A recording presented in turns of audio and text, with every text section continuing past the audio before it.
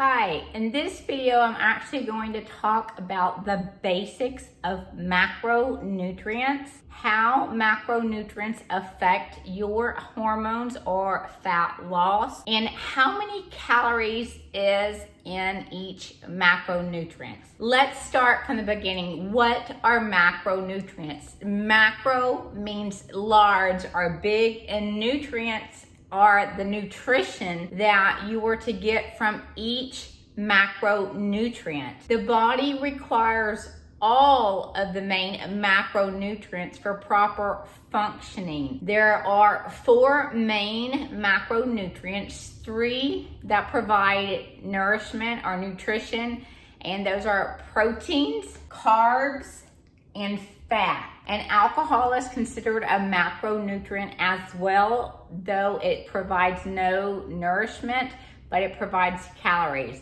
A macronutrient provides your body with calories and energy. So let's dive right in. Your body operates just like a car. For a car to run or function properly, you would expect to put some gas, some oil, and radiator fluid, and make sure that all of these fluids were in balance for your car to drive properly for at least a while and till your next maintenance. Well, your body is the exact same way as that car. Your body requires all of the proper macronutrients to properly function. This is why I love tracking macronutrients. Macronutrients, when you track them, you're not on a diet. You learn portion control. You start to learn what foods provide different nutrition, and that way you know how to balance the foods that you eat. It's not as simple as calories in and calories out. Science has shown that time and time again.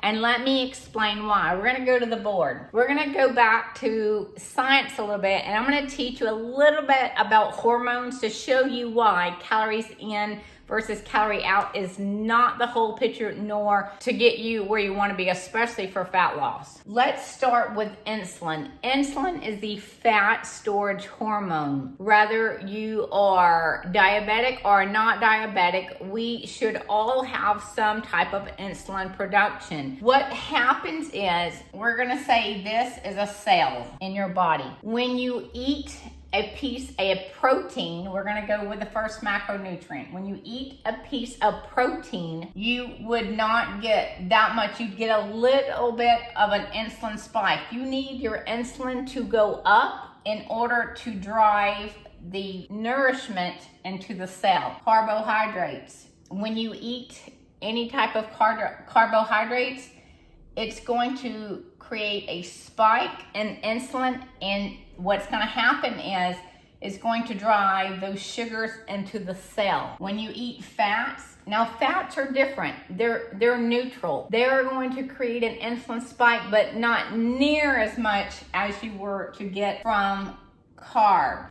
Here's the thing, when you are tracking your macros, you're starting to understand the basics. What you want to know is, if you were to eat a fat alone, you would create an insulin spike. You do not want large insulin spikes. When you create an insulin spike, that is fat storage. If you eat carbohydrates alone, you're going to create an insulin spike, which will create fat storage. What you want to do when you're learning to start to track your macros is you do not want to focus on the calories, though later down the line that would work a little bit. It will help you more in your favor. You want to focus on reaching your macros in the healthier versions, at least 80% of the time, if fat loss is your goal. Notice I say fat loss and not weight loss. Weight is nothing but a number of a total weight of your body water, your body fat composition, and your body muscle composition. It doesn't tell you which is what. You could have a person that weighs 150 pounds and 30% fat, which is considered quite overweight, or you could have a 150-pound person who could be a 15 to 17% body fat, which is really, really good. You want to focus on your body fat and not your weight when you are starting to go on your goal for fat loss.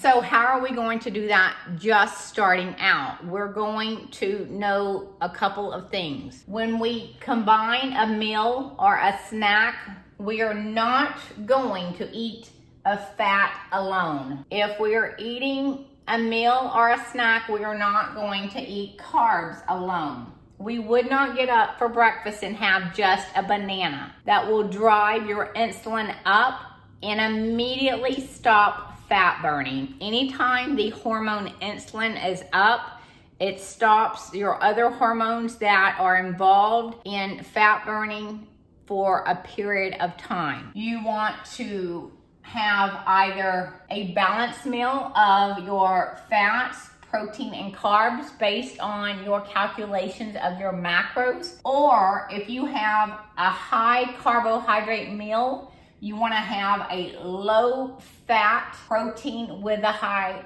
carb to balance out to prevent the large insulin spike. If you were to have a low carbohydrate meal, you would increase your fat with a protein to balance out to prevent that insulin spike. What we want to do when we are tracking our macros is we want to learn how to eat our foods to prevent an insulin spike, to be able to keep the body in a fat burning state. To avoid that, you would make sure when you eat a meal high in carbohydrate, you would eat it with low fat protein. And if you were gonna have a low carbohydrate meal, you would increase your fat with your protein to balance out the macronutrients.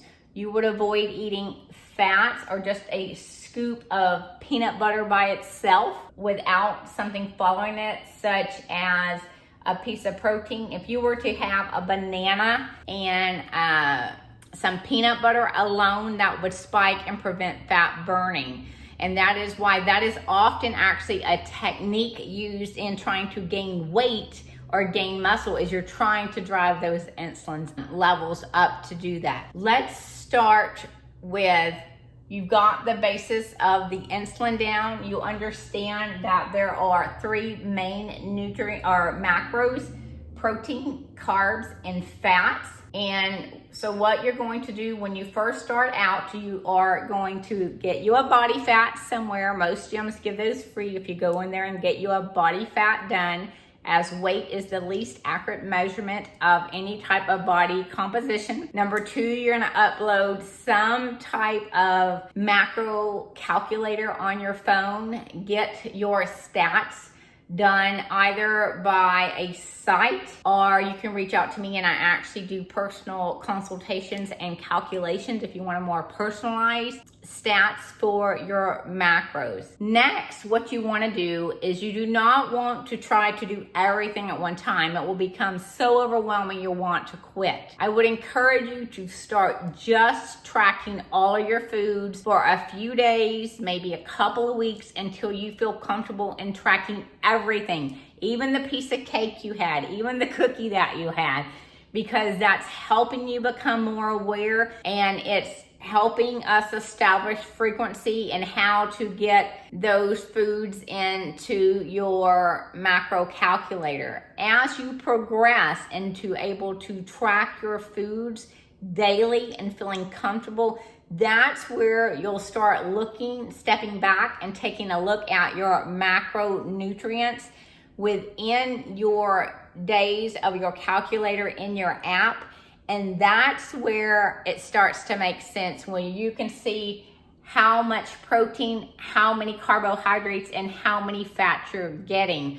When your macronutrients are in balance, the weight literally starts to fall off. I am a testimony. I have done macros off and on for a long time. And so I find it's a wonderful way to keep your weight in check, to gain muscle if you want to gain muscle, not diet, become more aware of what you're eating, and to learn about nutrition and how it affects your body. Do me a favor, if you found value in this video, hit that like button, hit the bell for notifications, subscribe where you can see more videos like this, and I'll see you back in the next video.